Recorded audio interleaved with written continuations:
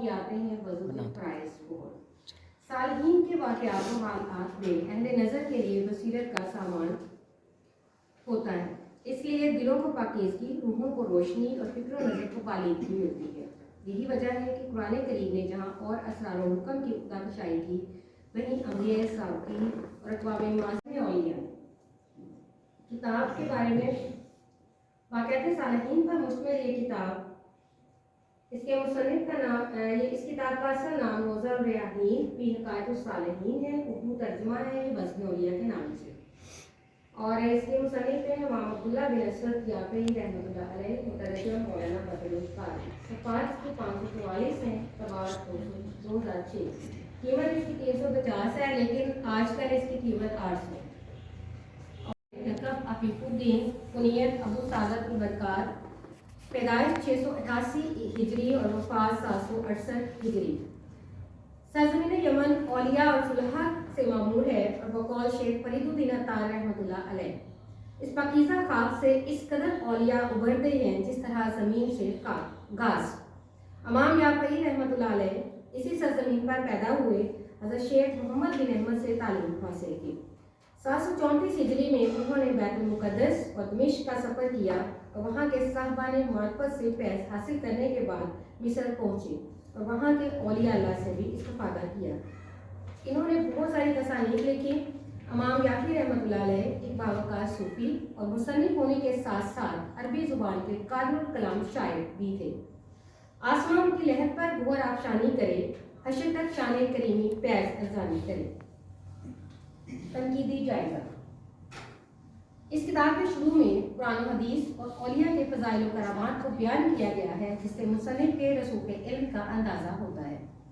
پھر اصل کتاب شروع ہوتی ہے جو عالم صالحین، درمیانے درجے کے اولیاء اور بلند مرتبہ اکابر و عرفا سبھی کے مختلف واقعات پر مشتمل ہے۔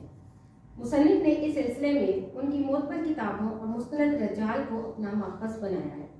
تعبیرات اور بیان حالات بھی ان کے قلم پر شروع سے آخر تک علم اور فن کی گرفت مضبوط نظر آتی ہے۔ ان کا شعری ذوق بھی بڑا بلند ہے اور کثرت سے اشعار شامل کتاب ہیں۔ ان واقعات میں جو کیف و لذت مستور ہے، ان کا لطف اسی وقت حاصل ہو سکتا ہے جب حضور قلب اور اکتساب فیض کے ارادے سے اس کتاب کا مطالعہ کیا جائے۔ یقیناً اس میں روح کی بالیغی اور یقین کی پختگی اور ایمان کی ترقی اور مضبوطی کا کافی سامان موجود ہے۔ مصنف نے نمبر وار 500 آیات تحریر فرمائی ہیں اور بعض نے کسی مستند خاص وجہ سے ضمناً متعدد واقعات بھی ثبت فرمائے ہیں۔ آخر میں مصنف نے بعض واقعات پر بعض علماء ظاہر کے اعتراضات کا شافی جواب بھی رقم فرمایا ہے۔ فضات و صفات کے متعلق عقائد اولیاء امام ابو القاسم کشوی کے رسالے سے مختصر نقل کی ہے۔ اس کے بعد 4 قصیدے درج فرمائے ہیں۔ پہلا قصیدہ مدح اولیاء، دوسرا قصیدہ بعمل علماء کی مدح سرائی میں، اور تیسرا قصیدہ اقسام اولیاء کے ذکر میں ہے۔ چوتھا قصیدہ عام مومنین کے لیے بیان کیا گیا ہے، اور آخر میں 5واں قصیدہ شان مصطفیٰ میں تحریر کیا گیا ہے۔ کتاب میں جو واقعات تحریر کیے گئے ہیں ان میں سوانح نگاری کا طرز نہیں، اور کسی ایک بزرگ کا نام لکھ کر ان کے حالات و واقعات بیان کر دیے گئے ہوں، نہ ہی ایک طور کے اولیاء یا ہم اصل بزرگوں یا ایک شہر ایک ملک کے صالحین کے احوال جمع کیے گئے ہوں، بلکہ انداز نگارش میں سبق آموزی کا عنصر ملحوظ خاطر رکھا گیا ہے۔ اس لیے مختلف ادوار کے اولیاء کے چیدہ چیدہ واقعات کو پیش کیا گیا ہے، تاہم ان میں کچھ ترتیب کار فرما ہے۔ بہت سے صالحین، خواتین، عارفات کے احوال ایک جگہ زیادہ کار فرما ہے۔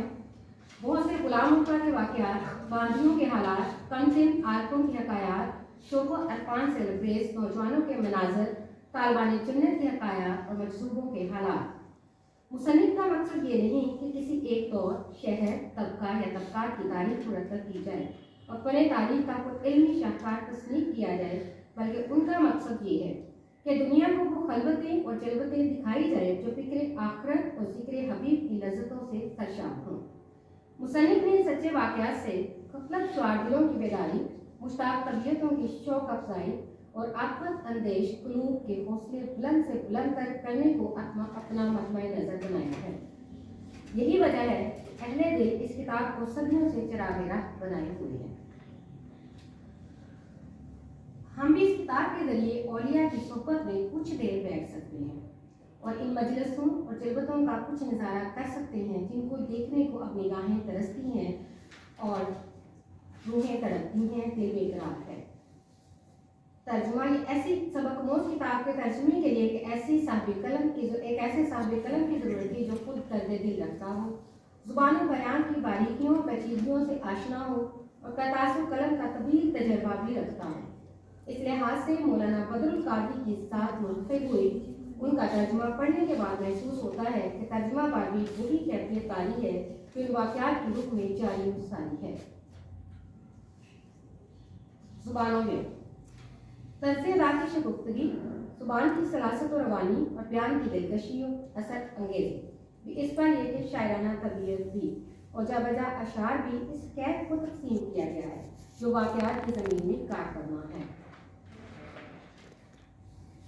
तर्जमे का मकसद ये रखा गया है कि क़ारीन तक वो कैफियत मुंतकिल की जाए जो वाक़यात में जलवा फगन है। इसलिए बाज़ वाक़यात में चंद तमहीदी जुमले भी लिख दिए गए हैं, कहीं कहीं तरतीब भी बदल दी गई है और बाज़ वाक़यात हज़फ भी कर दिए गए हैं। हज़फ होने वाले वाक़यात ऐसे हैं जिनके नताइज मुबहम हैं और इस मौजू पर साबका शानदार वाक़यात गुजर चुके हैं। यह शेरी मुकालमों की कसरत है और उर्दू के क़ारीन के लिए इनसे लुत्फ़अंदोज़ होना मुश्किल है। इस सब के बावजूद ऐसी तर्जमानी नहीं की गई जिनसे वाक़यात की सूरत मस्त हो जाए और इबारत का मकसूद व मफ़हूम बदल जाए। मज़ीद तौज़ीह के लिए चंद मुख्तसर वाक़यात के लफ्ज़ी तर्जमे शामिल किताब तर्जमे पेशे खिदमत है। ये एक वाक़या है जो मैं आपको इसमें से पढ़ के सुनाऊंगी। एक नेक वक्त बादशाह इंसान के पास बादशाह ने अपना बेशकीमत मोती अमानत रखा। इस नेक इंसान ने बादशाह की अमानत को जतन के साथ महफूज जगह ला रखा। इत्तेफाक से उसका एक लड़का था, किसी तरह वो मोती लड़के ने पा लिया, उसे पत्थर मारकर तोड़ दिया। मोती के 4 टुकड़े हो गए। पासा शख्स इस वाक़े से निहायत फिक्रमंद हुआ, ख्याल किया कि शहर छोड़कर कहीं और चले जाएं, मगर उसके एक दोस्त ने उसे शहर बदली के इरादे से बाज रखा और उसे अशार सिखाए, इसे पढ़ता रहे। उन अशार का तर्जुमा लिया। अल्लाह ताला की बहुत सी पोशीदा मेहरबानियाँ हैं कि पोशीदगी की वजह से उन्हें होशियार इंसान भी जान नहीं पाता और बहुत सी रातें तकलीफ के बाद आए जिनसे मगमूम दिल का इसराफ खत्म हो गया। बहुत से हादसे जिस्म को बायस कर्ज थे, इन्हीं से शाम को मुसरत पैदा हुई। जब किसी दिन तुझे अपने अहवाल परेशान कर